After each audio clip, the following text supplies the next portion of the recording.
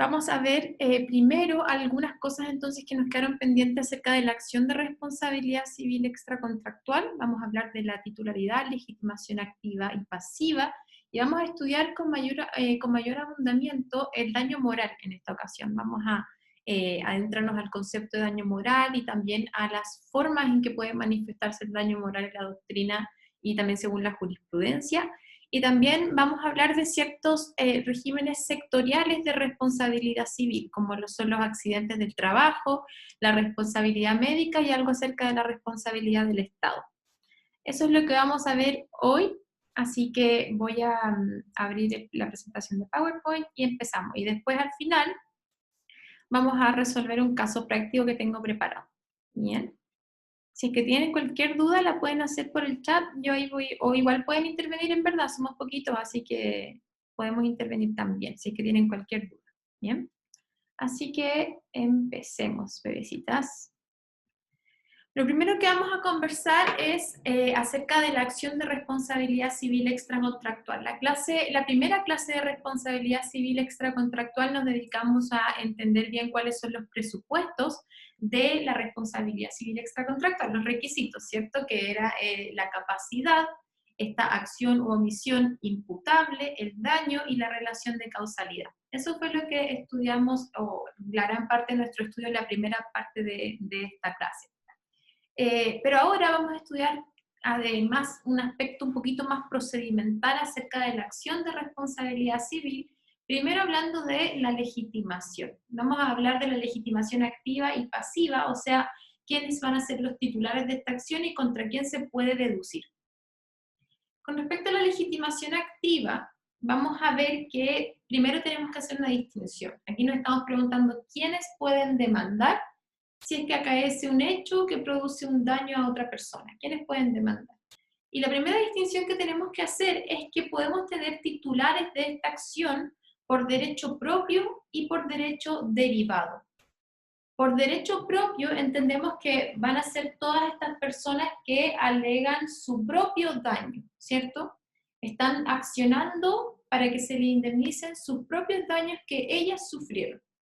Y en ese sentido, vamos a tener que volver a distinguir entre víctimas directas y víctimas indirectas, donde las víctimas directas son aquellas que personalmente sufren el daño provocado por otra persona, y las víctimas indirectas son aquellas que sufren un daño también personalmente, pero no por ser víctimas directas del hecho, sino por una suerte de daño por rebote. Estas personas, por el daño que se le produce a la víctima directa, también sufren un daño en su patrimonio o en su psiquis, ¿bien? Como por ejemplo el hecho de que una persona tenga un accidente en el trabajo y la familia, ¿cierto?, alegue, por ejemplo, la indemnización del daño moral. La familia no fue la víctima directa del daño, pero sí, a propósito del daño que sufrió la víctima directa, se han visto expuestas a un daño ellas también. Esas serían las víctimas por derecho propio, personas que personalmente han sufrido un daño y buscan la indemnización. Y las víctimas por derecho derivado más bien se refiere a ciertas personas que personalmente no sufrieron un daño, sino que están ejerciendo la acción de responsabilidad en nombre de otra persona. ¿Bien? Como por ejemplo los herederos de la persona que recibió un daño.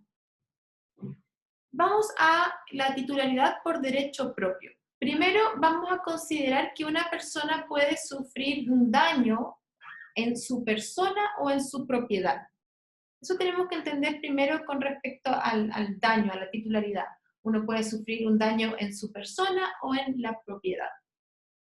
Si es que es en la persona, entonces va a ser titular de esta acción, ¿verdad?, toda persona que haya sufrido un daño, ¿verdad?, en sus derechos extrapatrimoniales, ¿cierto? Pero también podría ser un daño que afecte a una cosa, como que recaiga en algún bien. Y en ese sentido, son titulares para interponer esta acción, son legitimados activos, el dueño de la cosa, el poseedor, incluso si es que no es dueño, También el titular de un derecho real de goce distinto del dominio, como por ejemplo el usufructuario, el habitador o el usuario, ahí hablando del usufructo, del uso y habitación, ¿cierto? Si el daño irroga perjuicio a su derecho de usufructo o de habitación o uso. Ojo que aquí se hace especial hincapié en que el artículo 2315 solamente da estos ejemplos de ese modo, ¿cierto? Como ejemplos. O sea que no sería una mención taxativa. También podríamos incluir aquí los otros derechos reales, de manera que podríamos también considerar al acreedor hipotecario y al acreedor prendario como titulares de esta acción de responsabilidad si es que el daño recae en la cosa. Y también el que tiene la cosa con obligación de responder de ella, como un comodatario, por ejemplo. Entonces, si es que son este último caso se refiere a personas que, por ejemplo, se encuentran en la obligación de restituir la cosa. Entonces, si es que alguien llega y le provoca un daño a la cosa, estas personas también deberían poder ser titulares de la acción de responsabilidad, porque ellos van a tener que restituir esta cosa en algún momento. ¿Y cómo van a restituir una cosa que está dañada no por su culpa, sino por la culpa de otro, ¿cierto? Así que si el daño recae en una cosa, en un bien patrimonial, ¿cierto? Ahí también vamos a ver que existe la responsabilidad civil extracontractual y la pueden ejercer todas estas personas. Con respecto a los legitimados activos, ¿verdad? Que serían en este caso los demandantes, todavía con respecto al lesionado directo, ¿verdad? A la víctima directa, también obviamente vamos a considerar todas las personas que sufran en su persona algún daño, como les estaba diciendo. Entonces pueden ser, ¿verdad?, un daño moral, ya sea cualquiera de las categorías que te adopte, que vamos a estudiar más adelante, ¿cierto? Que puede ser el dolor espiritual, un daño psíquico, el daño corporal o daño en los derechos de la personalidad, etc. Todas estas personas que sufren un daño personalmente en su persona van a ser también lesionados directos para efectos de ejercer esta acción. Ahí está. Y por otro lado, todavía en los titulares por derecho propio, personas que personalmente han sufrido un daño, perdón. Ay, perdón, chiquillas. Todavía en este caso de la titularidad por derecho propio tenemos a las víctimas indirectas o las víctimas por rebote, como también se llama. Los lesionados indirectos son aquellos que reciben un daño no directamente a su persona o bienes, sino por sufrir ellos las consecuencias de un daño causado a una persona con la cual tienen alguna relación. ¿Bien? Entonces aquí vamos a encontrar, por eso se llaman víctimas por rebote, porque de cierta forma el daño que se le produce a la víctima directa les provoca a ellos un daño a la vez. Y puede ser, no solo, uno al tiro piensa en el daño moral, ¿cierto? Por ejemplo, una persona por un accidente, ¿verdad? Por un hecho ilícito fallece, entonces sus familiares van a reclamar un daño por rebote, ¿verdad? Que sería el daño moral. Pero la verdad es que no solamente se limita al daño moral, también pueden ser cuestiones patrimoniales. Por ejemplo, si es que esta persona era el jefe de la familia y, por ejemplo, él se encargaba, ¿verdad?, del sustento de la familia. Ahí no solamente vamos a tener un daño extra patrimonial, un daño moral por parte de sus familiares, sino también un daño patrimonial, porque se han visto despojados de este sustento económico. Lo mismo pasa, por ejemplo, si es que el alimentante es el que fallece, ¿cierto? Ahí tenemos una pérdida pecuniaria, patrimonial para el alimentario, que ya no va a tener entonces, no va a poder recibir esta suma de dinero que recibía habitualmente. Entonces, los lesionados indirectos, las víctimas por rebote, no solamente pueden alegar el daño moral, como siempre solemos acordarnos, también pueden alegar un daño patrimonial. ¿Bien? ¿Quiénes pueden ser víctimas por rebote? Esto la verdad es que es súper discutido, va a ser algo que va a tener que ser resuelto por el juez en cada caso, porque ¿a quiénes vamos a considerar víctimas por rebote? Porque, por ejemplo, por el fallecimiento de una persona, la verdad es que eso genera muchas consecuencias con respecto a muchas personas. Si es que fallece una persona, no solamente van a estar sumamente tristes sus familiares cercanos, sino que también, por ejemplo, sus familiares más indirectos, también sus amigos, su conviviente, etcétera. Va a generar mucho daño moral, en verdad, el fallecimiento de una persona. O no necesariamente el fallecimiento, el hecho, por ejemplo, de que la persona quede Por ejemplo, el caso, ¿verdad?, de los perdigones, ¿verdad? El hecho de que una persona quede ciega o el hecho de que una persona quede lesionada, eso le va a producir no solamente daño moral a esta persona, sino a muchas otras personas más. Entonces la pregunta es, ¿a quiénes vamos a considerar legitimados activos para tratar de recurrir, ¿verdad?, a la acción de responsabilidad por derecho propio como víctima por rebote? Porque se ha dicho por la doctrina que si es que nosotros somos muy amplios a la hora de interpretar esto, la verdad es que no vamos a tener ningún límite en las acciones de responsabilidad civil extracontractual. Las indemnizaciones van a ascender a números desproporcionados que serían imposibles de cumplir, donde tenemos a los amigos demandando, a los familiares demandando, etc. La verdad es que no hay una línea, no hay un límite. El Código Civil no nos dice ya, solamente pueden ser víctimas por rebote la mamá y el papá, ¿cierto? No nos dice eso y es algo que el juez va a tener que resolver caso a caso. Y en teoría, otras personas que no son tan tradicionalmente cercanas, no sé, los amigos, por ejemplo, sí podrían demandar responsabilidad civil. El problema que se presenta ahí no es que no puedan, sino que es desde el punto de vista probatorio, porque van a tener que probar, ¿verdad?, este vínculo de estrecha relación y cariño que existía con esta persona, y ahí va a ser un poquito más complicado. Pero de que se puede, se puede. Pero obviamente es mucho más fácil probar este vínculo, de hecho casi innecesario, cuando se trata de algún pariente cercano. A propósito de eso, la Corte Suprema ha dicho que con respecto a los familiares cercanos, se presume de cierta forma este vínculo afectivo que hace procedente la acción de responsabilidad civil extracontractual. Hay que tener muy claro que la acción que tienen las víctimas por rebote, lo que vimos recién, la acción que tienen las víctimas por rebote, las víctimas indirectas, es distinta de la acción que tienen, que tienen los herederos, ¿bien? Los que vienen, ¿verdad?, los que demandan por derecho derivado. Me explico. Vamos a tener esta situación, por ejemplo, en el que a propósito de algún accidente, de algún hecho ilícito, una persona fallece, ¿cierto? Sus herederos, por ejemplo, digamos, el hijo mayor de esta persona, tiene un hijo. El hijo de esta persona va a recurrir a la justicia, ¿verdad?, a la responsabilidad civil por derecho propio como víctima por rebote, porque obviamente le generó un tremendo trauma, ¿verdad?, que su padre haya muerto, se le fue el sustento, así que por derecho propio, por su daño propio, va a recurrir a la responsabilidad civil. Eso es distinto al derecho que tiene su heredero de recurrir a la responsabilidad civil en nombre del causante fallecido, porque ahí está recurriendo por derecho derivado, está recurriendo por nombre de la víctima directa, ejerciendo su acción porque esta persona ya no puede porque falleció. ¿Se entiende esa diferencia?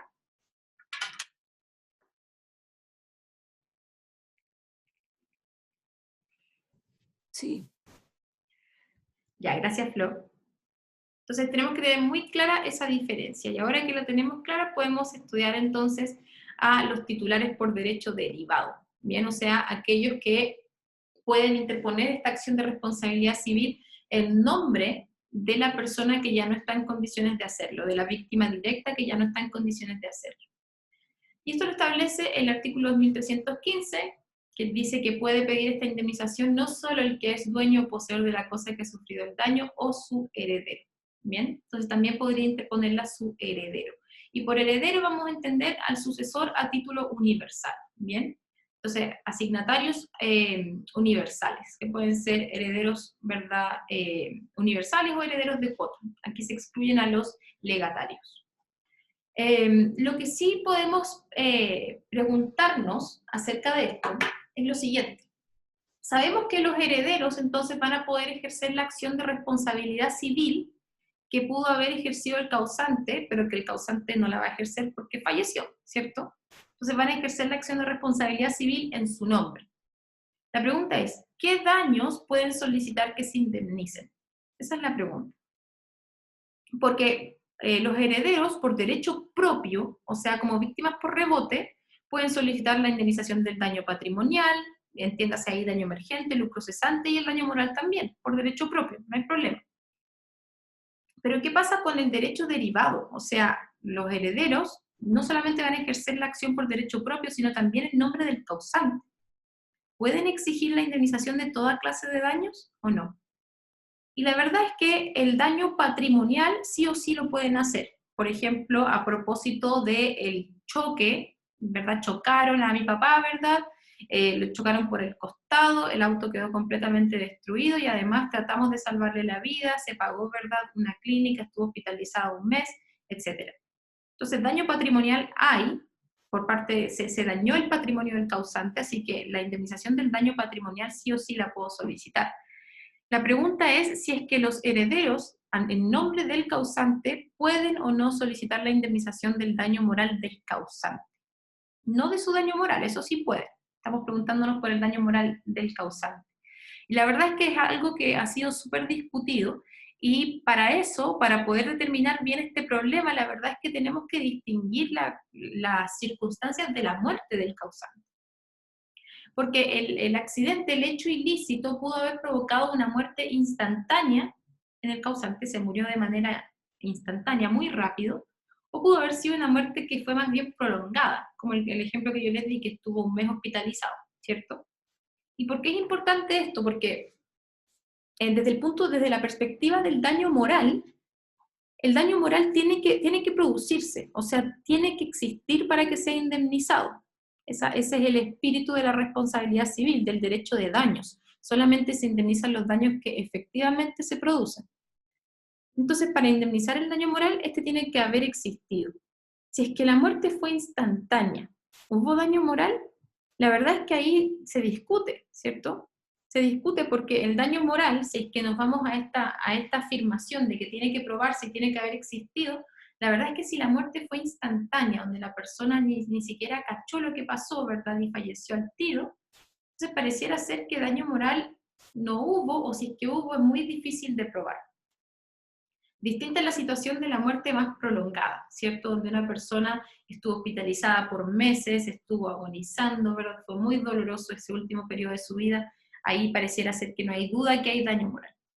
Pero con la muerte instantánea es un poco más discutido. Y la verdad es que no se ha llegado a consenso con respecto a esto. Se ha llegado a una suerte de consenso diciendo que si es que la muerte fue prolongada, la persona se demoró en morir básicamente, ahí sí podemos decir que hay daño moral y que entonces los herederos pueden alegar el daño moral en nombre del causante porque efectivamente el causante sufrió daño moral antes de morir. Pero con respecto a la muerte instantánea, ahí se discute mucho más. Algunos dicen que no se podría demandar el daño moral en ese caso porque no hay. Bien, la muerte en sí misma no es un daño moral, es la nada. Sin embargo, otros dicen que sí se podría demandar el daño moral porque la muerte en sí misma es un daño moral porque significa la pérdida de todas las oportunidades de esta persona de toda su vida y eso en sí mismo es un daño moral. Entonces, la verdad es que podemos resumir esto de la siguiente forma. Los herederos pueden demandar la acción de responsabilidad civil en nombre del causante, pueden hacerlo. La pregunta es, ¿cuáles daños pueden indemnizarse? Los daños patrimoniales sabemos que sí, en la medida que se prueben. El daño moral, la verdad es que es un poco más difícil de distinguir y vamos a tener que ver si es que el daño moral efectivamente se produce o no. Y esta es una discusión en relación a las circunstancias de la muerte de la persona. Eso con respecto a la legitimación activa.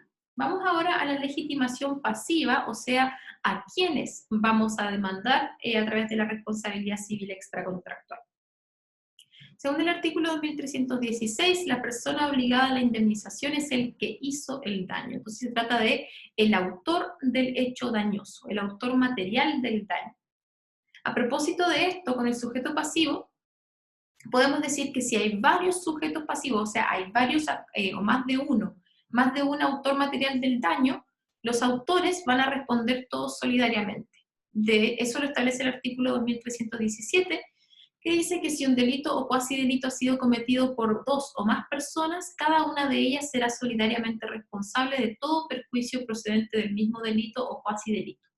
Entonces, es interesante este artículo porque nos da un caso de solidaridad legal. Cuando estudiábamos las obligaciones solidarias en clasificación de las obligaciones, veíamos que la solidaridad podía tener como fuente la convención de las partes o la ley. Y este es precisamente un ejemplo de cuando la ley es fuente de la solidaridad, a propósito de la responsabilidad civil extracontractual. Excepcionalmente, no va a haber solidaridad en aquellos casos donde se produce un daño por la ruina de un edificio, donde cada comunero, cada copropietario va a ser responsable por su cuota, y también con respecto a la presunción de responsabilidad por la cosa que cae o se arroja de una altura de un edificio, donde también cada una de las partes involucradas va a responder solamente de su cuota. ¿Bien? Hablemos ahora, ¿hay dudas hasta ahora para hablar del tribunal competente y el procedimiento? Todo claro, gracias. Gracias. Vamos al tribunal competente y el procedimiento. Por regla general, el tribunal competente para conocer de una acción de responsabilidad civil extracontractual va a ser el juez de letras con jurisdicción en lo civil y tiene que sustanciarse según las reglas del procedimiento ordinario, del juicio ordinario. ¿Por qué? Porque para empezar aquí no estamos frente a una obligación indubitada, me explico. Tenemos, por ejemplo, el procedimiento ejecutivo y el procedimiento ordinario, ¿cierto? El procedimiento ejecutivo es el que me permite a mí, a través de medidas de apremio, obtener la realización y el cumplimiento de una obligación. No podemos aplicar aquí el procedimiento ejecutivo porque no estamos en la presencia de una obligación indubitada. Por eso nos vamos al juicio ordinario, porque en el juicio ordinario tenemos que determinar si es que efectivamente existe la obligación de indemnizar. Y solamente va a existir la obligación de indemnizar en la medida que se prueben todos los elementos de la responsabilidad civil extracontractual. Así que sin duda alguna va a ser un juicio que normalmente va a ser de lato conocimiento, como el juicio ordinario. Sí hay algunas excepciones. Por ejemplo, cuando el hecho del que surge la responsabilidad es constitutivo de delito, se permite que se ejerza la acción civil en el mismo proceso penal, lo que resulta obligatorio si la acción civil tiene por objeto la mera restitución de la cosa.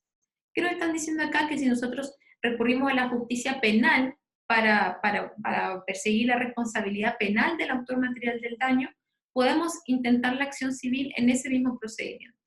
Y si es que lo que queremos a propósito del ejercicio de esta acción penal es obtener la restitución de una cosa, entonces tenemos que ejercerla en el procedimiento penal.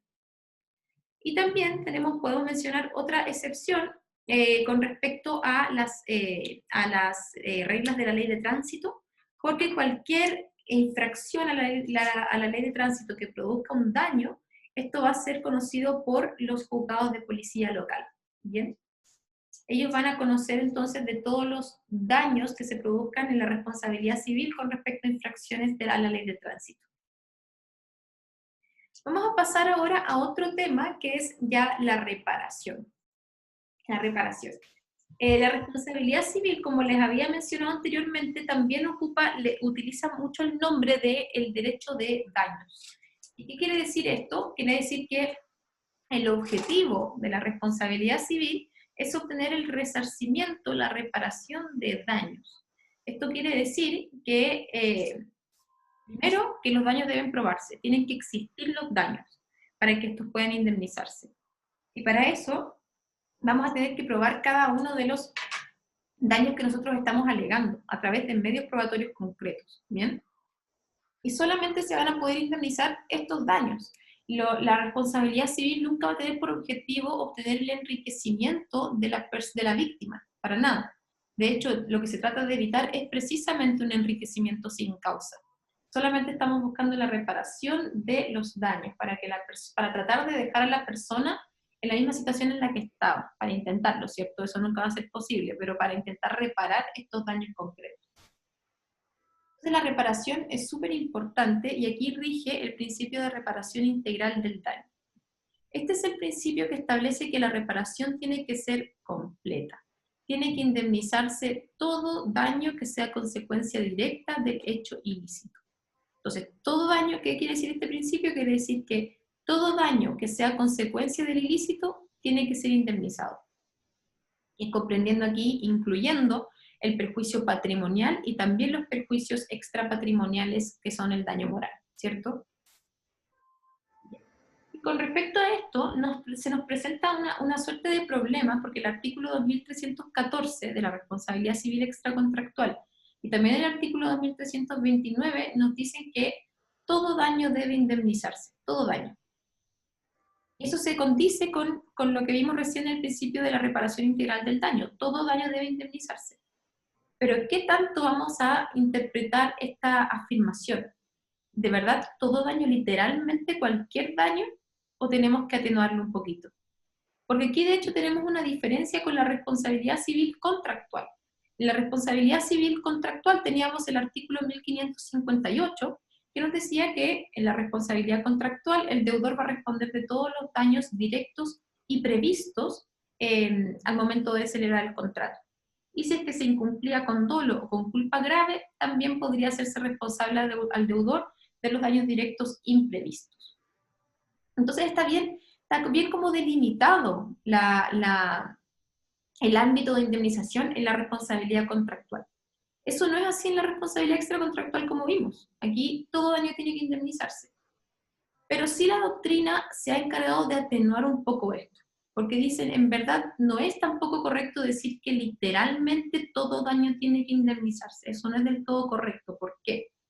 Porque también vamos a hacer un juicio de previsibilidad, ¿bien?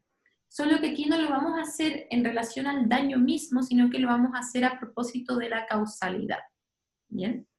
Aquí seguimos entonces a Alessandri, que nos dice que es efectivo que deben indemnizarse todos los perjuicios aunque no hayan sido previstos por el actor, pero debe considerarse que uno de los factores que permiten construir el vínculo de causalidad es la previsibilidad objetiva de los daños resultados del hecho ilícito.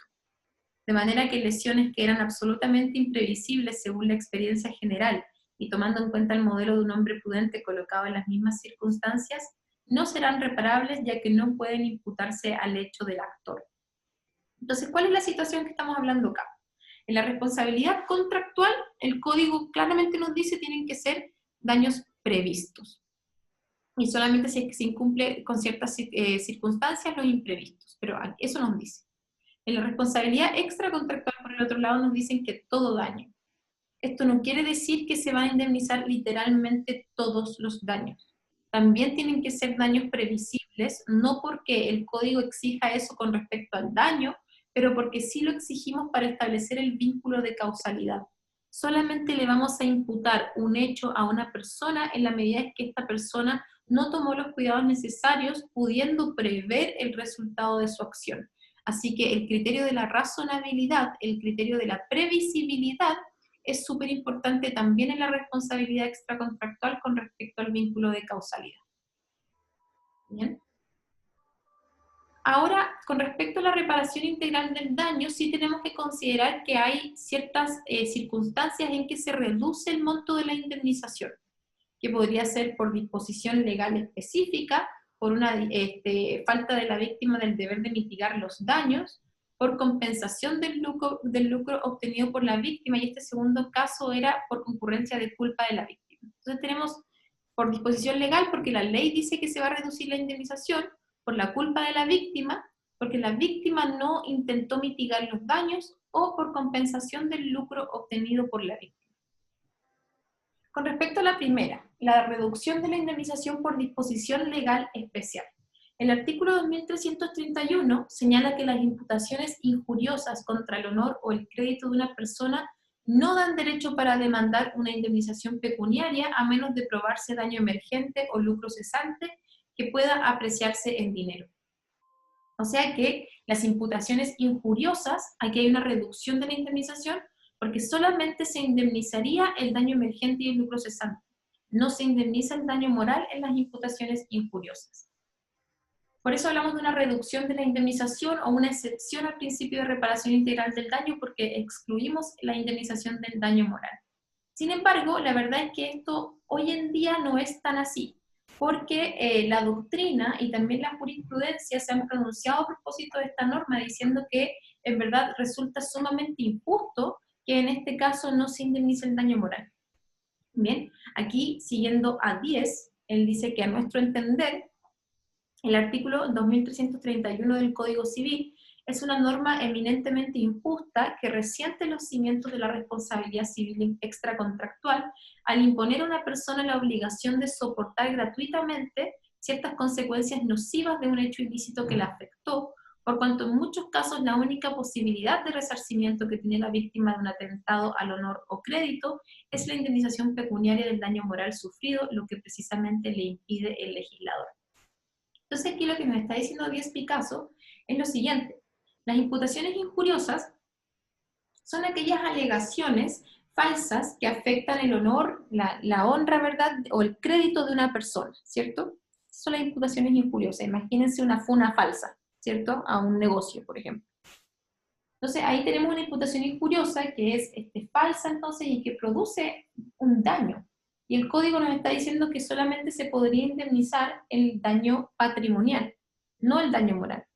Sin embargo, lo que nos dicen los autores es que en esta clase de hechos lo que más va a haber va a ser daño moral, y eso es precisamente lo que está excluyendo el legislador, por lo que la jurisprudencia tiene que ser más flexible a la hora de admitir esta clase de indemnizaciones, incluso en el caso de las imputaciones injuriosas. ¿Bien? Otra hipótesis de disminución de la indemnización sería el caso de que concurra la culpa de la víctima. El artículo 2330 establece que en el hecho dañoso pudo haber tomado parte la negligencia de la propia víctima. ¿Bien? Perdón, chiquillos. Pudo haber tomado parte la negligencia de la propia víctima. Y en ese caso, la culpa de la víctima podría actuar de dos formas: o como eximente de responsabilidad o como atenuante de responsabilidad. Porque si es que se tomó, o más bien, la única persona que después se comprueba que la única persona que tuvo culpa aquí fue la víctima, entonces en ese caso lo que corresponde es que se exima de responsabilidad al que creíamos que era el autor material. Por el contrario, si es que estamos hablando de culpa concurrente de la víctima, estamos hablando de este caso donde no solamente tuvo culpa el autor material, sino que la víctima también tuvo un poco de culpa. Ahí lo que corresponde es que sí hay una indemnización, pero que ésta se atenúe, atenuante, ¿cierto? Que esta indemnización se atenúe rebajándola proporcionalmente a la concurrencia de la culpa de la víctima también. Otro caso en que podríamos hablar de mitigar, ¿verdad?, de disminuir, mejor, de disminuir el monto de la indemnización, sería en este caso en que es la víctima quien no intentó mitigar los daños, ¿bien? Entonces piénsese, por ejemplo, en una persona que recibe un daño, no sé, la pasaron, no sé, a atropellar, ¿verdad?, su pierna, y no fue muy grave, ¿verdad? Así que decidió no ir al doctor porque dijo, no, voy a demandar a esta persona nomás para que ésta se haga responsable, que voy a ir yo al doctor, ¿cierto? Yo no tengo que hacer nada. La verdad es que no, la víctima igual tiene un deber de mitigar los daños. Entonces, si por no ir al doctor se le genera una lesión mucho más grave, entonces está difícil poder imputarle ese daño más grave al autor material del hecho original, ¿cierto? Y yo pienso que, y esta es una apreciación personal mía, yo creo que esto igual tiene que ver con la causalidad, porque si es que la víctima recibe un daño y a propósito de su propia negligencia, porque no fue al doctor, no se fue a ver, etcétera, sufre un daño más grave, entonces este hecho no le es completamente imputable al autor material original, sino que a ella misma, a la víctima misma, ¿cierto? Porque en verdad el hecho que produce este daño más grave es la omisión de la víctima, no el actuar del autor original, por si me siguen con eso, ¿bien? Y también podríamos hablar de una disminución en el monto de la indemnización por compensación del lucro obtenido por la víctima. Entonces, aquí nos estamos poniendo en el caso en que el hecho le pudo haber producido un daño a la víctima, pero a lo mejor también le pudo haber generado ganancias a la víctima, ¿cierto? Por ejemplo, por el hecho de que se divulgó, ¿verdad?, la información de esta persona, se divulgó la información de esta persona y se divulgó, no sé, por ejemplo, su cuenta RUT, ¿verdad? Sus números, sus datos bancarios. Y a propósito de esto, recibe, pero muchos depósitos de dinero. Podríamos hablar en que aquí se resarce el daño de la víctima, ¿verdad? Y que a lo mejor tendríamos que compensar esto a la indemnización que le imponemos al autor material. ¿Por qué? Porque esto tiene relación con la reparación integral del daño desde el punto de vista de que la indemnización, la reparación de los daños en sede extracontractual, en sede contractual también, en general, la reparación de los daños solamente puede tener ese objetivo, reparar los daños y no enriquecer a la víctima. Así que si vemos que la víctima pudo, por ejemplo, reparar sus daños, pagar la cuenta de la clínica, ¿verdad? La rehabilitación, con dineros que le aportaron otras personas, entonces pareciera ser que tenemos que hacer una disminución a la indemnización que le imponemos al autor material, porque aquí estábamos buscando eso, que se reparen los daños, no enriquecer a la víctima. Voy al chat, que creo que hay una duda. Hola, sí, yo tenía una duda respecto del tribunal competente. En el caso de que el daño sea causado por un funcionario del Estado, por ejemplo, ¿se Sí. mantiene el mismo tribunal? Eso lo vamos a estudiar un poquito más adelante cuando veamos las responsabilidades sectoriales, porque vamos a estudiar un poquito de responsabilidad del Estado, y vamos a ver que ahí depende, ¿bien? Porque hay ciertos casos en que la ley lo regula expresamente, como por ejemplo la falta de servicio, o el tema de la responsabilidad de las municipalidades. Hay casos en que la ley lo regula expresamente, y hay otros casos en que no. Pero vamos a ver que por regla general también van a ser los jueces de letras en lo civil. Eso por regla general también los funcionarios competentes. Ignacia aquí también pregunta, entonces, en un principio corre la reparación integral, que cubre tanto daño patrimonial como no patrimonial, y luego analizar en una situación en concreto para establecer si corresponde alguna reducción de la indemnización en los casos mencionados. Así es, así es. Siempre entonces vamos a tener en consideración que tiene que repararse todo daño y después vamos a ver si es que concurre alguna situación que nos hace atenuar el monto de esa indemnización. Pero ese es el principio general. Claro, estos 4 ítems que vimos acá eran como excepciones a ese principio general. Y tengan ojo que el principio de reparación integral del daño, por un lado, claro, significa que todo daño va a ser indemnizado, pero por el otro lado también dice, solamente el daño va a ser indemnizado. No sé si me siguen. O sea, claro, todo daño va a ser indemnizado, pero nada más que el daño. Solamente en la medida en que exista daño y que lo puedas probar, eso se va a indemnizar. Nada más. ¿Bien? Ya.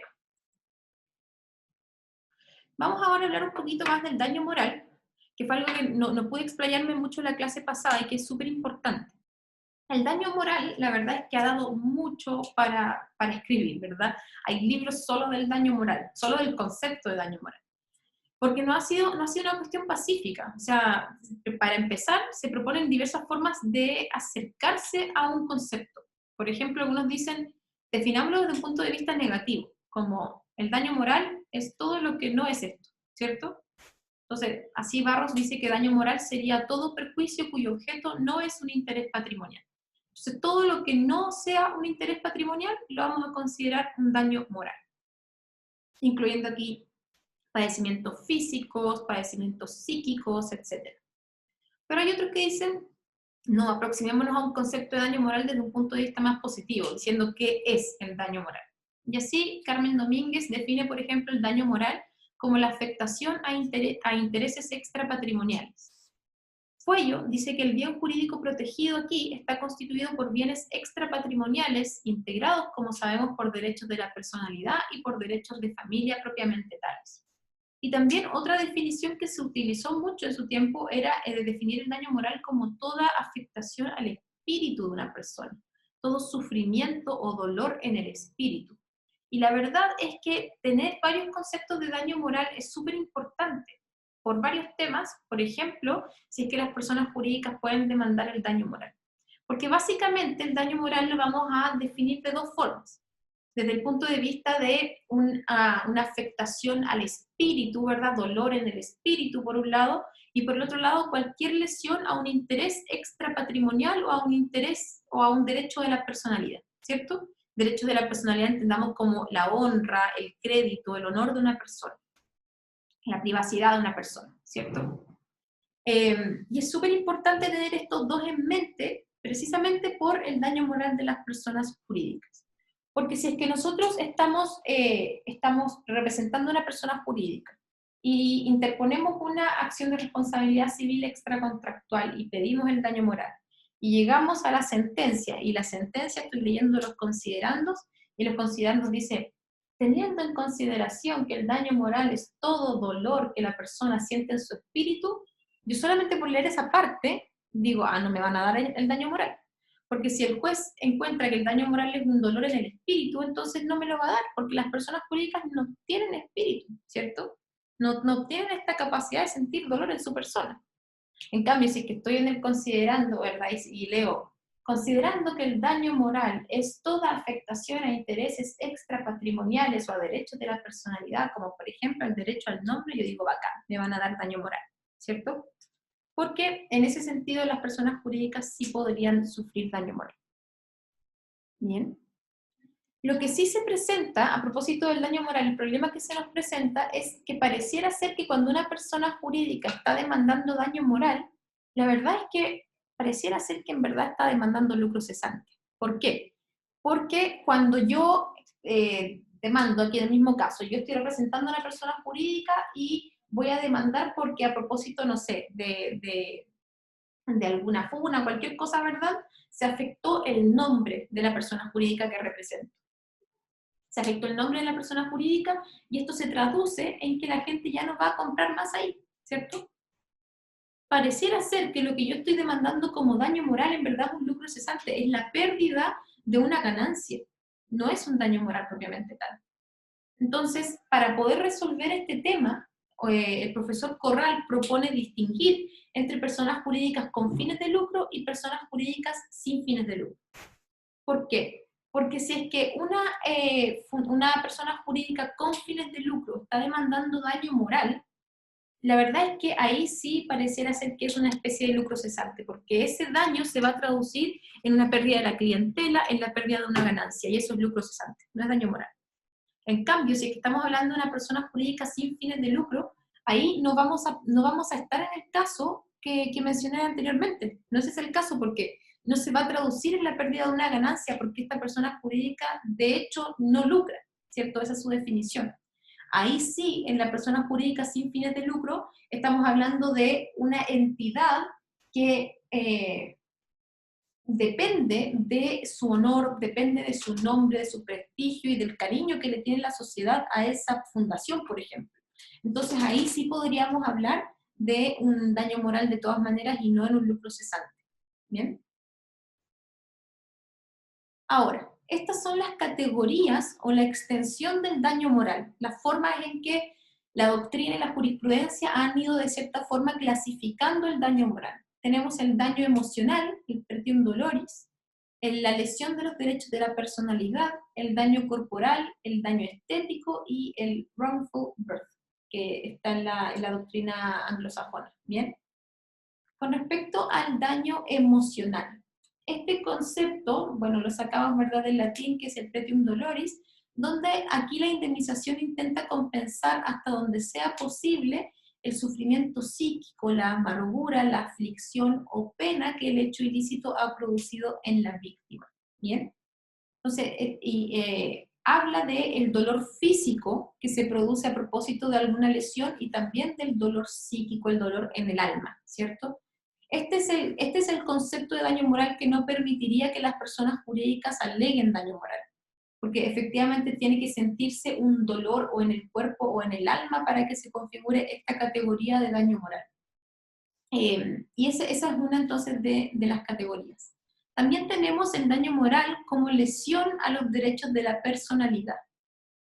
Esto, entonces, te vamos a hablar de que aquí se va a configurar el daño moral cada vez que se perturbe, se lesione cualquier derecho de la personalidad como la honra, la intimidad, la imagen, el nombre, el derecho de autor, el honor, el crédito de una persona. ¿Bien? Entonces aquí esta categoría de daño moral sí nos permite alegar daño moral por parte de una persona jurídica. O por ejemplo, por parte de una persona que queda en coma. ¿Bien? ¿Por qué hablamos de la persona que queda en coma? Porque la persona que queda en coma, en estricto rigor, no está sufriendo el pretium doloris, ¿cierto? Está en coma. Lo más probable es que no esté sintiendo dolor físico y dolor psíquico tampoco. Entonces, si es que consideramos el daño moral como el pretium doloris, la persona que está en coma tampoco podría alegarlo, pero sí si es que lo consideramos como una lesión a los derechos de la personalidad. Otra categoría de daño moral es el daño corporal, ¿bien? Porque pueden darse ciertos hechos ilícitos que se traducen en el daño corporal de una persona, como a propósito del disparo de perdigones, por ejemplo, que producían lesiones oculares en las personas, ¿cierto? Se produce un daño corporal. O como la persona, ¿verdad?, que está caminando, ¿verdad?, por una construcción y se le cae algo en la mano y le cortan un dedo, ¿cierto? Estamos hablando de daños corporales.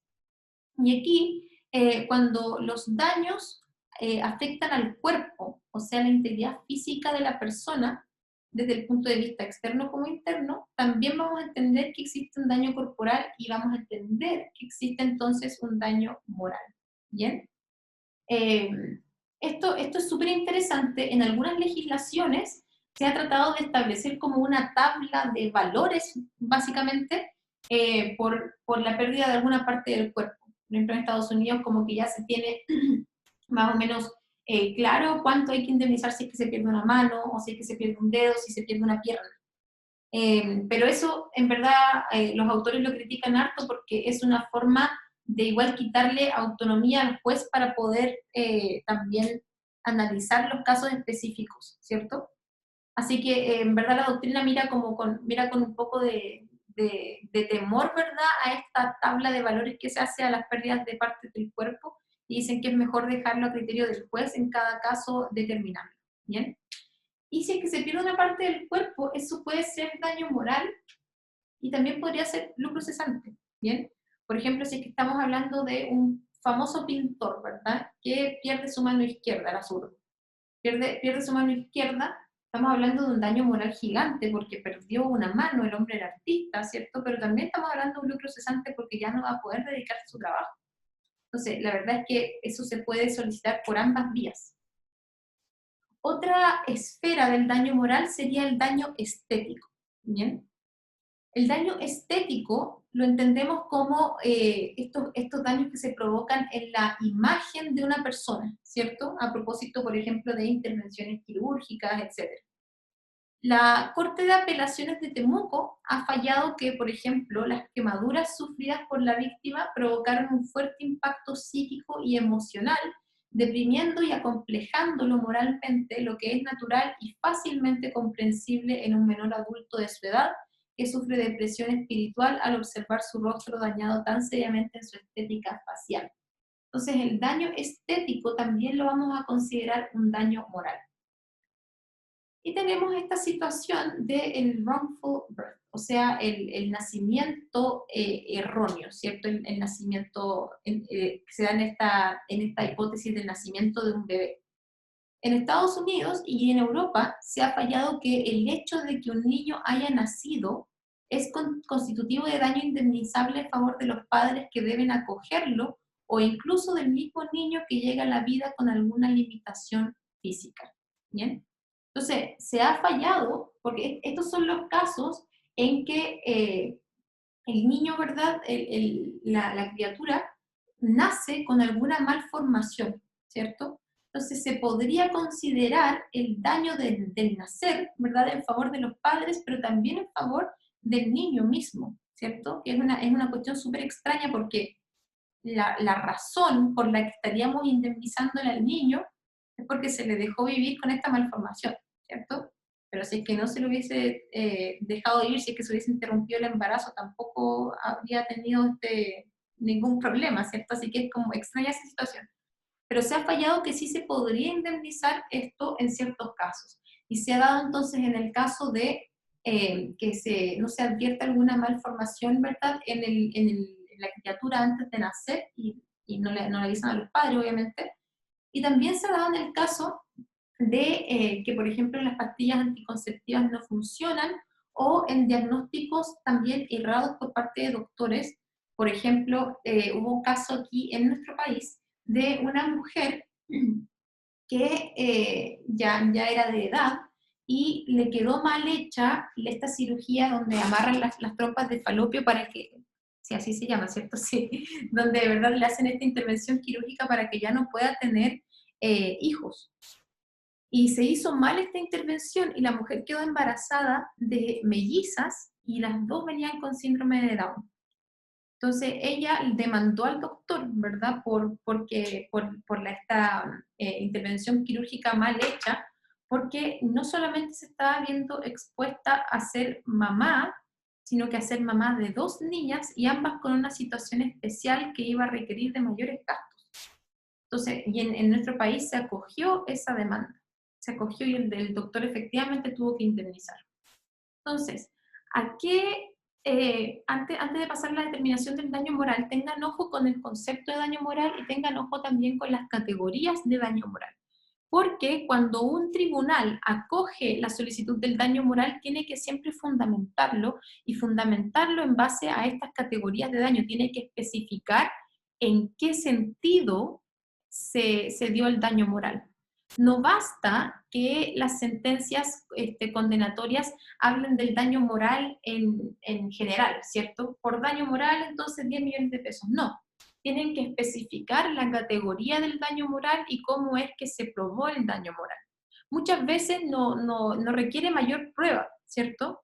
Y no requiere mayor fundamentación. El tribunal va a decir, por ejemplo, desde el punto de vista del daño moral, en específico el pretium doloris, ¿verdad? El sufrimiento que siente una persona, no hay duda, ¿verdad? Según las máximas de la experiencia, que los hijos, ¿verdad? Se ven completamente devastados después de la muerte de uno de sus padres. Entonces ahí el tribunal tiene que fundamentarlo, se refirió a eso, no requirió de mayor prueba porque lo dio por probado, pero sí se tuvo que referir a eso en específico. Entonces por eso también es importante que nosotros nos refiramos a eso también en la demanda. Bien. ¿Hay alguna duda hasta ahora?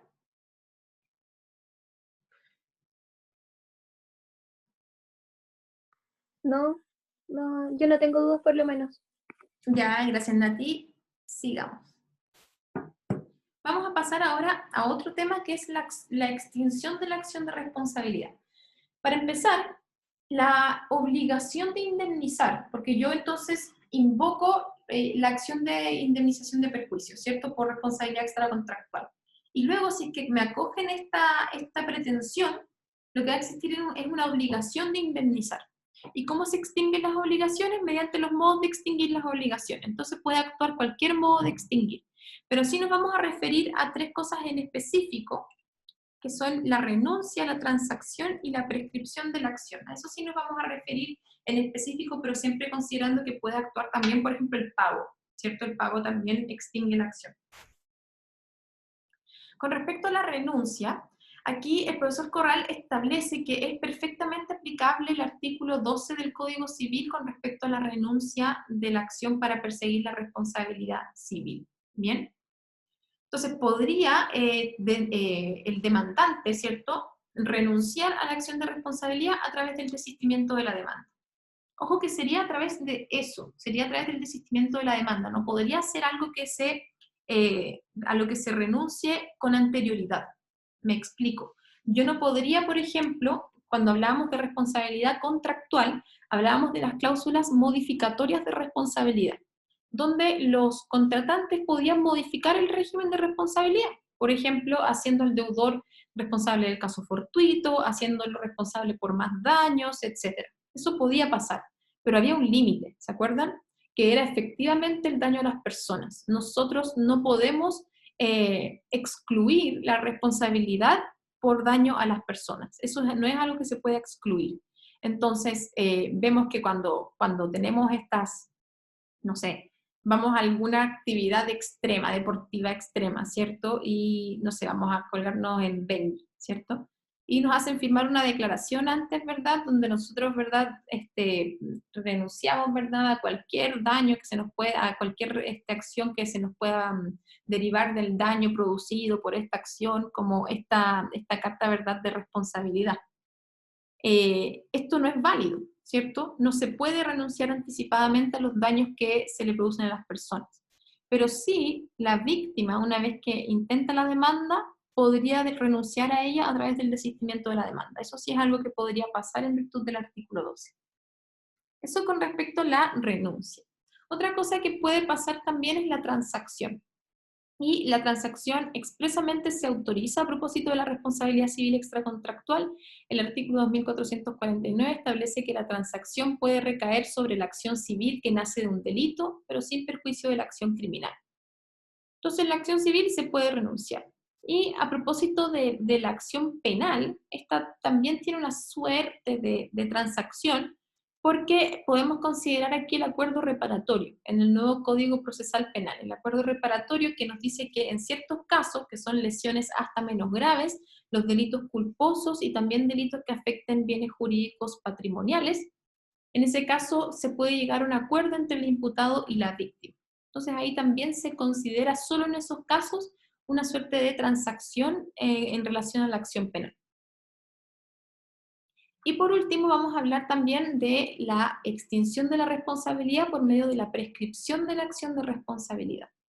El artículo 2332 del Código nos dice que las acciones que concede este título por daño o dolo prescriben en 4 años contados desde la perpetración del acto. ¿Bien? Entonces, aquí ese es el plazo de prescripción. 4 años contados desde la perpetración del hecho. Pero esa efectivamente ha sido la pregunta. ¿Desde cuándo se computa el plazo? ¿Por qué? Porque el Código Civil nos dice claramente que es desde la perpetración del hecho. Pero se han dado otros casos en que la situación no es tan fácil. Porque, por ejemplo, puede darse que sea un hecho continuo en el tiempo. No fue solamente un hecho aislado, sino que fueron varios hechos. Ahí desde cuándo se cuenta, ¿cierto? La doctrina ha dicho que se tiene que contar desde que concluye el hecho, o sea, como hasta el término del último hecho. Tendría que computarse desde ese momento. Pero hay otros casos incluso más complicados, donde el hecho ya claramente ya transcurrió, ya pasó, pero el daño se manifiesta mucho después, como es, por ejemplo, el caso de la silicosis, que es una enfermedad pulmonar que le dan a personas en la minería por estar expuestos a ciertas sustancias nocivas. Es una enfermedad pulmonar que se manifiesta años después. Entonces, ¿cómo vamos ahí a considerar el artículo 2332, por ejemplo, si es que en ese caso ya estaría prescrita la acción, ¿cierto? O podría darse otro caso en que el daño por cualquier razón se manifiesta después. Por eso la jurisprudencia ha dicho que con respecto a eso vamos a considerar en ciertos casos que la acción de responsabilidad civil, su plazo de prescripción se va a contar desde que se manifiesta el daño, o desde que la persona está en situación de poder demandar. Entonces, ahí siempre hay que hacer también esa prevención. ¿Hay dudas con respecto a esto? Vamos a pasar ahora a estos sistemas sectoriales de responsabilidad.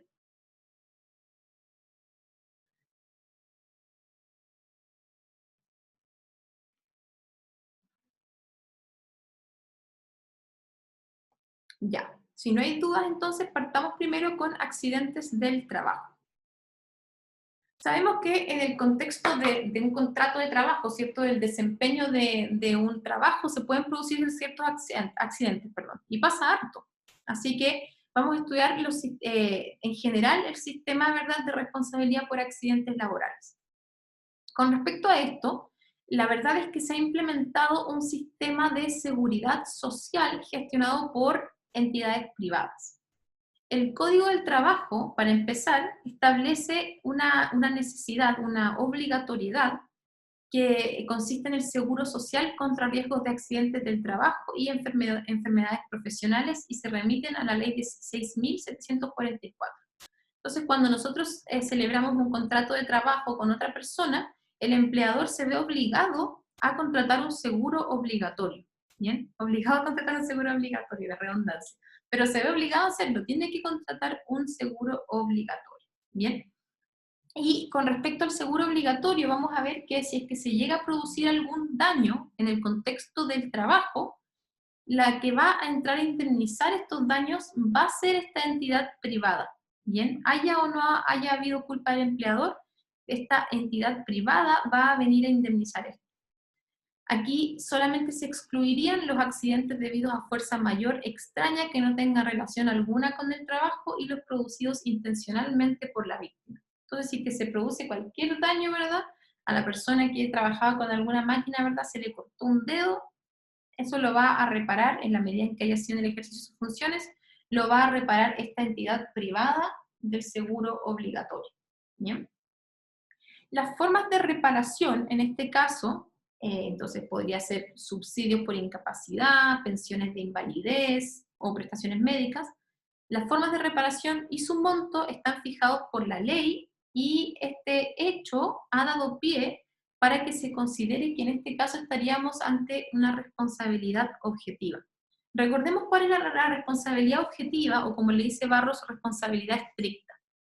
En la responsabilidad estricta, a ver, cuando hablamos de sistemas de atribución de responsabilidad, estamos hablando básicamente de la responsabilidad por culpa y la responsabilidad estricta. Y nos estamos preguntando, cuando hablamos de ese tema, nos estamos preguntando por qué vamos a obligar a esta persona a indemnizar a la otra. ¿Por qué?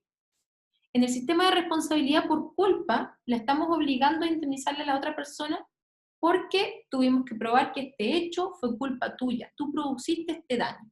Entonces, en ese caso, tú estás obligado a indemnizar. En cambio, la responsabilidad estricta, la razón es otra. La razón es, ¿verdad?, alguna actividad específica que el legislador quiso resguardar especialmente por su importancia o por su peligrosidad. Así que tú tienes que indemnizar a la víctima, no porque hayas tenido culpa. De hecho, no me interesa si tuviste o no culpa. Tienes que indemnizar porque se produce el daño solamente. Porque existe un daño, existe un hecho y una relación de causalidad. Entonces no necesita de la idea de la culpa, la responsabilidad estricta. Entonces, a propósito de esta ley, 16.744, la doctrina por un momento se cuestionó si es que acaso era un régimen de responsabilidad objetiva, porque va a entrar una entidad a indemnizar sí o sí, aunque no haya habido culpa. Haya culpa o no haya culpa, igual viene la indemnización. Sin embargo, lo que aquí nos dice el profesor Corral es que más que un sistema de responsabilidad objetiva, hemos entrado a un sistema de seguridad social. ¿Bien? Es seguridad social porque vamos a tener este sistema donde todas las personas candidatas a un daño, que serían todos los trabajadores, todos están en riesgo de que se produzca algún daño. Todos ellos van a soportar el riesgo de que este daño efectivamente se produzca. ¿Bien? Entonces, ese es un sistema de seguridad social. Y la única diferencia con un sistema previsional propiamente tal, sería que aquí no solamente se busca un fin asistencial, ¿cierto?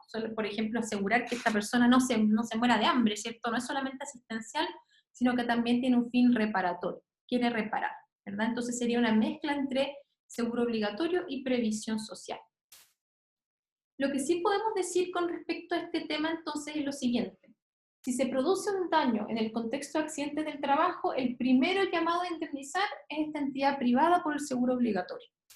Pero ojo, el hecho de que exista este seguro obligatorio y que exista esta primera indemnización no excluye el derecho que tiene el empleado y su familia para recurrir a la acción de responsabilidad civil contractual o extracontractual ordinaria. ¿Bien? Entonces, todo lo que no haya cubierto el seguro obligatorio, la indemnización del seguro obligatorio, se puede pedir en sede de responsabilidad civil. Se puede recurrir, no excluye esta acción. ¿Bien? Y con respecto a esto, claro, la Corte de Apelaciones de Concepción ha declarado que el artículo 69 de la Ley 16.744 establece la plena compatibilidad entre las prestaciones que establece esta ley y las indemnizaciones que pueden reclamarse del empleador culpable del accidente del trabajo. Luego, el empresario puede ser responsabilizado de un acto u omisión imputable a su culpa o dolo que provoca un accidente de trabajo que se encuentra obligado a indemnizar a pesar y más allá de las obligaciones que le impone esta ley. Entonces estamos diciendo, primero, si es que se produce un daño, haya o no haya culpa del empleador, el seguro va a indemnizar. Y luego, si es que tú quieres recurrir a la justicia ordinaria, ¿cierto? También puedes hacerlo. Pero ahí sí estamos hablando de un sistema de responsabilidad por culpa, tienes que probar la negligencia del empleador. ¿Bien?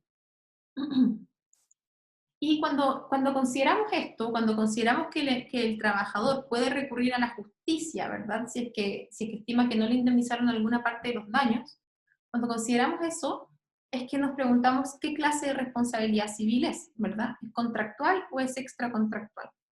La verdad es que vamos a tener que distinguir quién es el demandante, si es el trabajador mismo o si son víctimas por rebote. Porque si es que es el trabajador mismo, se ha estimado que en este caso estamos ante una hipótesis de responsabilidad contractual. ¿Bien? Es contractual porque los accidentes del trabajo son ciertas cosas que sí se prevén al momento de celebrar el contrato de trabajo. Son cosas que pueden pasar, así que son riesgos asumidos por el contrato. Así que si es el trabajador quien demanda, va a tener que recurrir a la responsabilidad contractual y el juez competente va a ser el juez del trabajo. ¿Bien? Distinta es la situación de las víctimas por rebote, por ejemplo, los familiares del trabajador. Ahí estamos hablando de una responsabilidad extracontractual entre las víctimas por rebote y el empleador. No existe un contrato de trabajo, no existe un vínculo contractual, así que nos vamos a la responsabilidad extracontractual y serían competentes entonces los jueces de letras. ¿Queda claro el sistema, las generalidades del sistema de responsabilidad por accidentes laborales?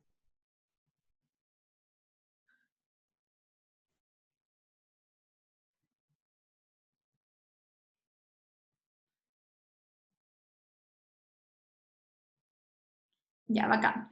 Sigamos con responsabilidad médica ahora. Con respecto a la responsabilidad médica, lo que más se ha discutido es su naturaleza jurídica.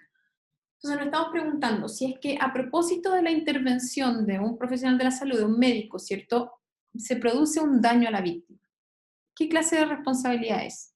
¿Responsabilidad civil contractual o extracontractual? Bien. La postura mayoritaria en nuestro país sostiene que se trata de una responsabilidad contractual, así que se tiene que regir por la responsabilidad contractual. Y esto pasa cuando se contrata, por ejemplo, yo voy a donde un médico que atiende privadamente, un médico y atiende privadamente y hay un contrato. También si es que yo celebro el contrato con la ISAPRE o con la clínica o el hospital mismo donde me designan a un médico, yo no conozco al médico, pero firmé también el contrato con la clínica, ahí también hay responsabilidad contractual porque también hay un vínculo entre medio. Podríamos considerar que la responsabilidad del médico podría ser extracontractual cuando el profesional en ejercicio de sus funciones causa daño a un tercero, como podrían ser las víctimas por rebote. ¿Ya? Entonces aquí lo mismo. Si es que yo me atiendo, ¿verdad?, con un médico y esto me produce un daño, nuestra relación va a ser contractual, así que yo como víctima directa tengo que recurrir a la responsabilidad contractual. Distinta es la situación de mis familiares que se vieron afectados por rebote. Ellos no tienen un vínculo contractual con el médico, así que ellos sí pueden recurrir a la responsabilidad extracontractual. También podríamos hablar de responsabilidad extracontractual en el caso en que el médico haya intervenido no por un contrato, sino, por ejemplo, por su benevolencia, ¿cierto? Había un contrato entre medios, simplemente llegó una persona y le provocó un daño, ahí también sería responsabilidad extracontractual. Y con respecto a esto, entonces siempre vamos a preguntarnos, ¿hay contrato o no? ¿Hay un vínculo contractual o no? Porque si es que hay un vínculo contractual, es responsabilidad contractual. Y si es que no lo hay, es responsabilidad extracontractual, ¿cierto? Así que siempre tenemos que ver si es que hay un vínculo contractual o no. Y ojo que un vínculo contractual no solamente, aquí apliquemos la regla del derecho civil que ya conocemos, no solamente vamos a considerar que existe un vínculo contractual cuando existe un papel, ¿verdad?, con la firma. No, porque existen contratos consensuales como este, donde una persona puede manifestar tácitamente su voluntad simplemente sometiéndose al diagnóstico de un médico, ¿verdad?, en una clínica, por ejemplo. Bien, con respecto a la actuación del médico, aquí también podría darse un problema del cúmulo de responsabilidades. ¿Bien? ¿Por qué? Porque podríamos ponernos en el caso en que puede existir responsabilidad contractual o extracontractual, ¿cierto? Y la verdad es que esto va a ser súper importante en el tema de la responsabilidad médica. ¿Por qué? Porque sabemos que entre la responsabilidad contractual y extracontractual existen diferencias sustanciales, ¿cierto? Y una de esas diferencias era la prueba de la culpa. Veíamos que en la responsabilidad contractual la culpa se presume, mientras que en la responsabilidad extracontractual la verdad es que la víctima va a tener que probar la culpa, ¿cierto? Y desde ese punto de vista, a nosotros nos conviene, de cierta forma, como pacientes, ¿cierto? Nos conviene que nos rijamos según la idea de la responsabilidad contractual. nos conviene eso, porque así la culpa se presume. La culpa se presume. Y a propósito de este tema, de la responsabilidad médica, es a propósito de este tema en concreto en que en Francia se desarrolló esta clasificación nueva que utilizamos nosotros, que es la distinción entre obligaciones de medios y de resultados. Porque a propósito de esto se dice que no basta, porque como la culpa se presume, no basta que yo, por ejemplo, me haya querido sanar de un cáncer y no me sané del cáncer y por eso entonces se da por establecida, ¿verdad?, la culpa del médico. No basta que yo pruebe la existencia de la obligación, o más bien, como estamos hablando de una obligación de medios, yo no puedo probar la existencia del vínculo con un resultado esperado, ¿cierto? La obligación de los médicos es una obligación de medios y por eso lo que yo tengo que probar, ¿verdad?, es la existencia del vínculo contractual y él va a tener que limitarse a probar que actuó con la debida diligencia. ¿Bien? Entonces, a propósito de la responsabilidad médica, se da este tema de la prueba de la culpa que no es menor, porque nosotros como pacientes no estamos en la situación de probar un incumplimiento, por ejemplo, una intervención quirúrgica, imagínense. Primero porque la mayoría de nosotros no va a tener los conocimientos, y nuestros abogados que contratemos tampoco, no van a tener los conocimientos para probar si efectivamente hubo una negligencia. Y además porque estas cosas, de hecho, no tenemos cómo saberlas, ¿cierto? Porque nosotros podríamos haber estado incluso inconscientes, ¿verdad?, durante la intervención. Entonces no tenemos cómo saber. Entonces, a propósito de la información, de la calidad de la información que maneja cada parte, el tema de la prueba de la culpa es súper importante. ¿Bien? ¿Y cuándo se va a, aquí, ahí, y cuándo se va a considerar que el doctor, ¿verdad?, el médico, actuó con negligencia? En la medida en que se haya apartado de la normativa que le impone la Lex Artis, ¿bien? Y la Lex Artis es un conjunto de protocolos que deben seguir los médicos en el ejercicio de su profesión, extendido por alguna autoridad sanitaria, por el mismo hospital, por las ISAPRES, extendido por el colegio médico. Son todas estas directrices que tienen que seguir, la ley de derechos y deberes del paciente, son todas estas directrices que los médicos tienen que seguir. La medida en que se hayan apartado de esa Lex Artis, de este compilado de normas aplicables al ejercicio de la profesión médica, se puede configurar su culpa y por eso van a ser responsables. Pero sí o sí se concluye que la mayoría de los casos va a ser responsabilidad contractual y siempre además tenemos que, se tiene que probar la culpa. Bien. ¿Alguna duda hasta ahora?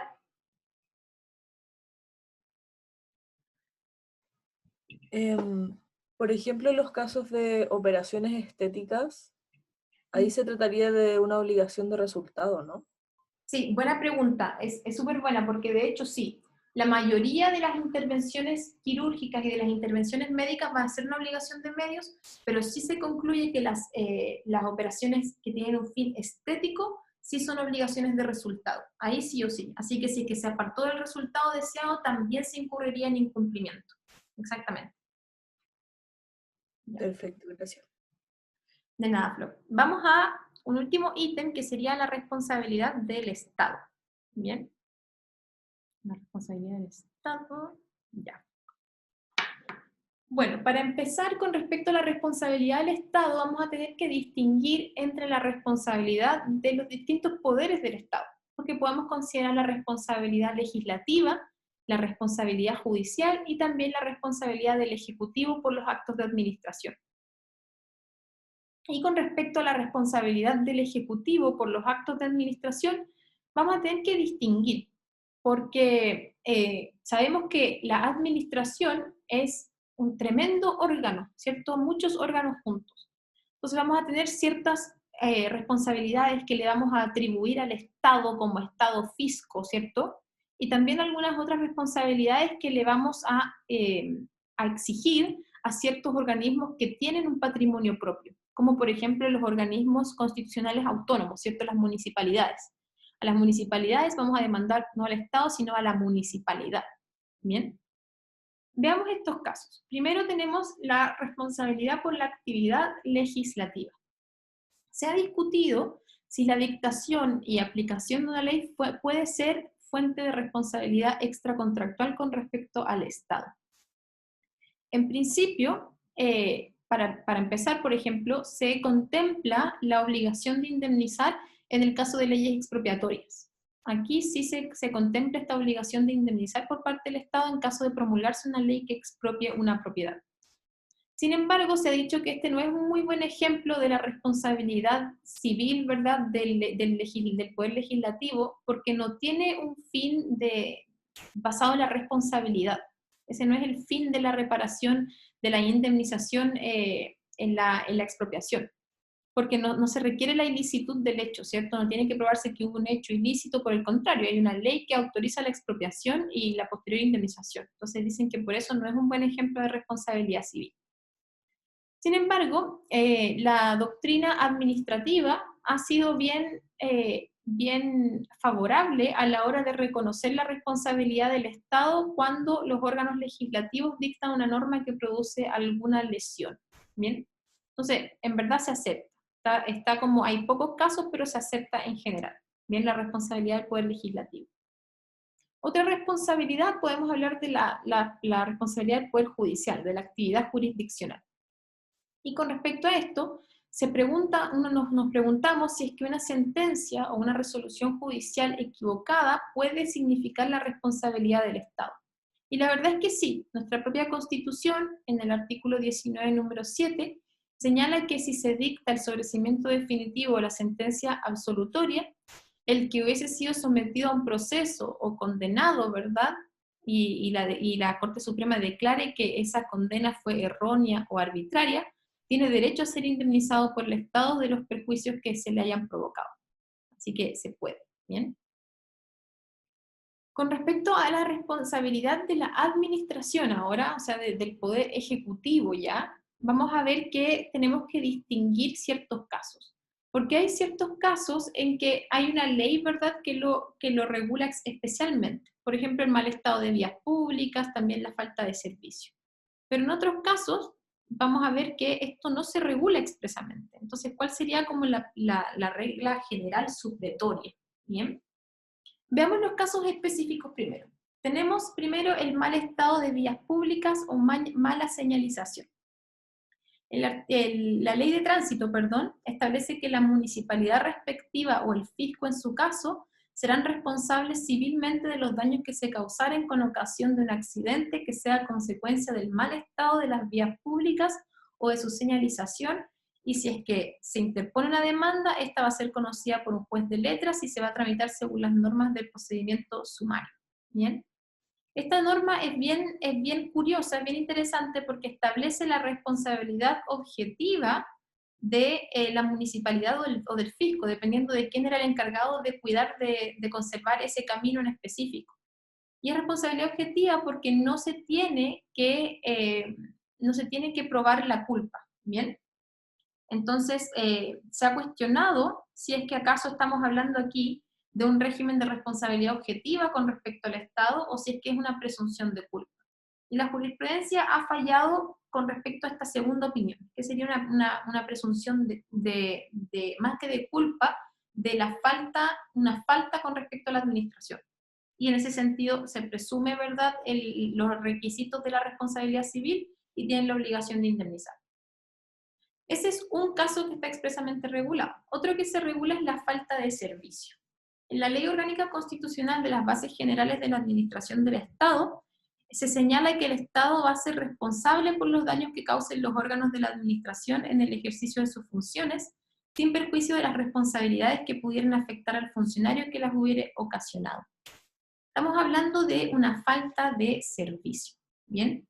Y lo mismo se aplica con respecto a las municipalidades. La Ley Orgánica Constitucional de Municipalidades también tiene esta misma regla. Las municipalidades incurrirán en responsabilidad por los daños que causen, la que procederá principalmente por falta de servicio. No obstante, también pueden repetir en contra del funcionario. Entonces, el Estado y las municipalidades también van a ser responsables por cualquier falta de servicio. ¿Y qué entendemos por falta de servicio? La verdad es que es algo súper amplio. Una falta de servicio entendemos cualquier ausencia de servicio o incorrecto funcionamiento de un servicio. ¿Bien? Entonces, como es algo tan amplio, la verdad es que se ha discutido cuál es, ¿verdad?, la amplitud de la falta de servicio. Vamos a entender aquí que estamos ante una responsabilidad objetiva, esa es la cuestión. Y la verdad es que se ha dicho que no es una responsabilidad objetiva propiamente tal. Dicen, no estamos hablando de un régimen de responsabilidad que no necesita de la culpa, sino más bien se está presumiendo la culpa, y la culpa en este caso no es otra cosa que la falta de servicio. La falta de servicio es la culpa de los órganos públicos y esta se presume. ¿Bien? Entonces, esa es la situación de la falta de servicio. Teniendo en consideración que en la responsabilidad del Estado se regulan estos dos casos, el mal estado de las vías, falta de señalización y también la falta de servicio, se ha cuestionado cuál es el régimen general aplicable. Y aquí tenemos en esta última parte la doctrina del profesor Sotoclós, que dice que en este caso estamos hablando de una responsabilidad por derecho público. ¿Bien?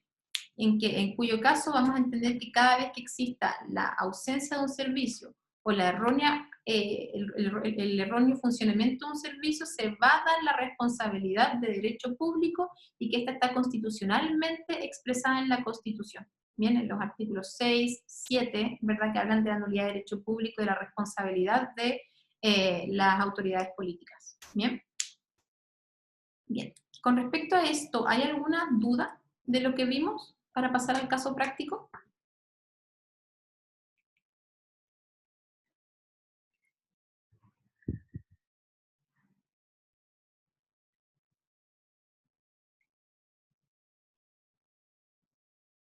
Ya, si es que no hay dudas, vamos al caso que no es largo, por si acaso. Así que ahí les voy a pedir que participen si es que quieren. El día 3 de febrero del año 2019, Magdalena Gutiérrez, de 14 años, fue a vacacionar con sus padres al sur de Chile. En Puerto Varas decidieron ir a un canopy, una actividad turística que consiste en deslizarse en un arnés, ¿verdad?, a través de estos cables, de una colina a otra. Fue el turno de Magdalena, quien en unos momentos sufrió un grave accidente. Los cables no estaban en buen estado, razón por la cual se cortaron y ella cayó de una altura de 4 metros. Afortunadamente, Magdalena no perdió la vida, pero sí tuvo graves lesiones. Resultó con múltiples fracturas, incluyendo ambas caderas, que resultó en la necesidad de muchas cirugías y una dolorosa rehabilitación que duró 12 meses. La primera pregunta es, ¿quién o quiénes pueden demandar en este caso?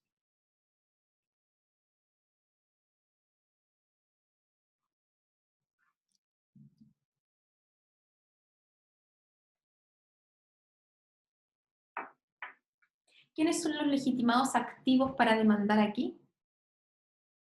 Los padres, ya. ¿Y los padres pueden demandar por derecho propio o por derecho derivado?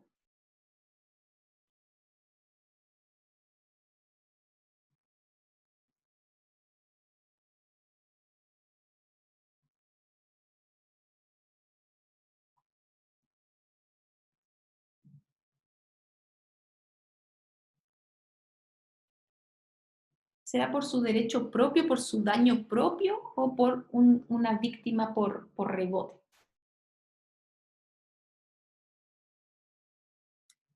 Ya, ya. Entonces podría ser, ¿verdad?, el nombre de la menor de edad, ¿cierto? Que sería un caso de una víctima, ¿verdad?, un derecho derivado, ¿cierto?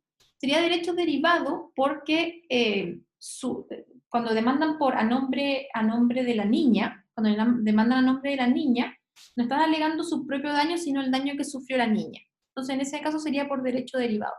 Pero también podría ser por derecho propio, porque los mismos padres sufrieron un daño a propósito de este accidente, ¿cierto? Entonces podrían ejercer estas dos acciones. Y la segunda pregunta, ¿a quiénes se puede demandar, creen ustedes?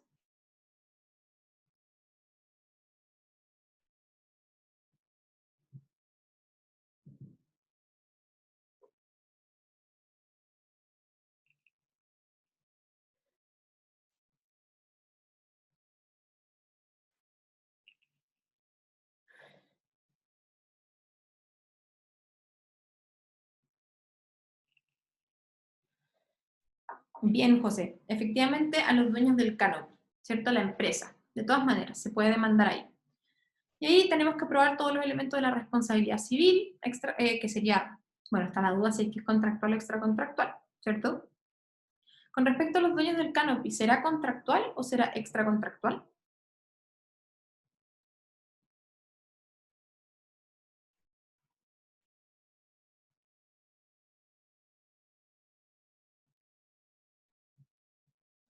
¿Contractual? Bien, Flo, sería, a mi juicio también sería contractual, porque en el momento en que igual a lo mejor faltan datos en nuestro caso, ¿cierto? Tal vez deberíamos hacernos cargo de esa falencia también, si es que es un caso práctico, o sea, decir, depende, si es que era una actividad gratuita, ¿cierto? A lo mejor sería extracontractual, pero poniéndonos en el caso, que según las máximas de la experiencia es lo que pasó, en que los padres o la niña, ¿verdad?, pagaron por ir en este canopy, sería responsabilidad contractual, así es. ¿A quiénes más se podría demandar? Aparte de la empresa de Canopy. ¿Qué creen ustedes? ¿Qué harían ustedes si es que ustedes fuesen los abogados de la demandante?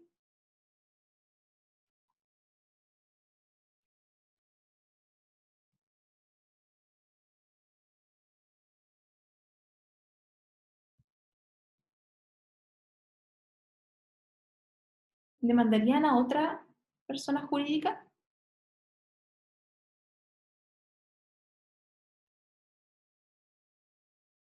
En verdad esa pregunta está más o menos difícil. Fue una pregunta que, bien, José nos dice a quienes fueron los entes obligados a supervisar las instalaciones. Súper bien, súper bien.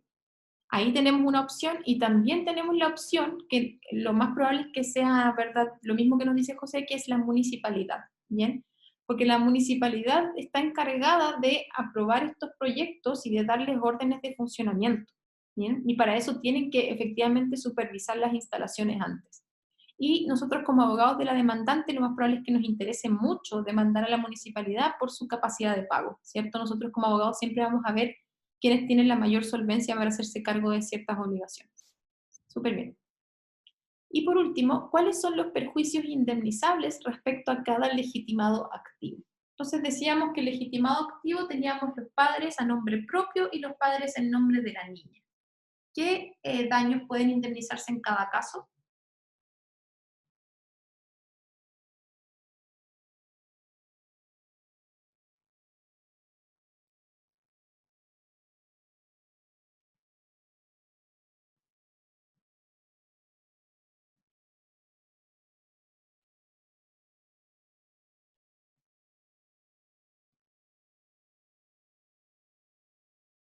Empecemos con la legitimación a nombre propio de los padres, a nombre propio. ¿Qué daños pueden pedir ahí?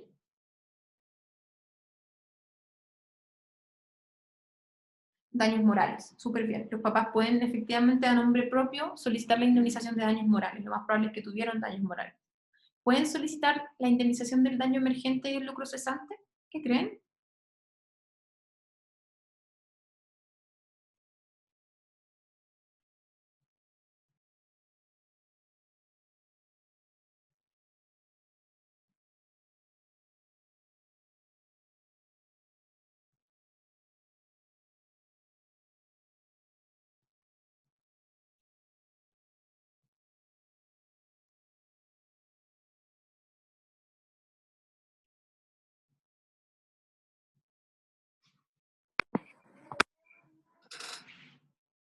Yo creo, José nos dice que piensa que no, que también podría ser algo válido completamente, pero yo creo que si es que lo argumentamos de la forma correcta, sí podría ser también. ¿Por qué? Porque lo más probable es que los que tuvieron que hacerse cargo, por ejemplo, de los gastos de la clínica fueron los papás. Así que daño emergente de todas maneras hay. Y a lo mejor uno de los papás tuvo que, por ejemplo, renunciar a su trabajo para poder cuidar a la niña durante este año de rehabilitación, en cuyo caso también habría lucro cesante por derecho propio. ¿Bien? Con respecto a el derecho en nombre de la niña, el derecho derivado, ¿qué pasará ahí? ¿Podrán alegar el daño moral?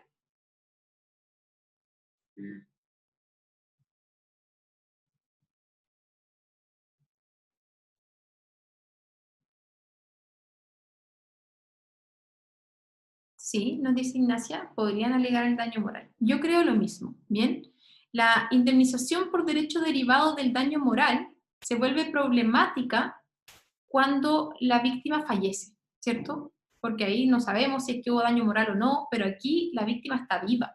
Y de que tuvo daño moral, tuvo y lo tiene, ¿cierto? Es una niña chica que va a estar, ¿verdad?, hospitalizada no sé cuánto tiempo y en rehabilitación, no va a poder, ¿verdad?, desarrollarse como los otros adolescentes. Así que de todas maneras hay daño moral. El daño moral por derecho derivado, esta problemática se da en el contexto de la muerte, cuando la víctima directa fallece. ¿Ya? Súper bien, chiquillos. Bueno, esta fue, si es que no tienen alguna duda, lo podemos dejar hasta acá. Esta fue la última clase del ciclo 2 de Derecho Civil. Muchas gracias por asistir. Les dije que no iba a ser tan larguita vez. Así que eso, muchas gracias por acompañarnos siempre en las clases y ahí la vamos a estar enviando hoy día, bien, para que la puedan mirar cuantas veces sea necesario.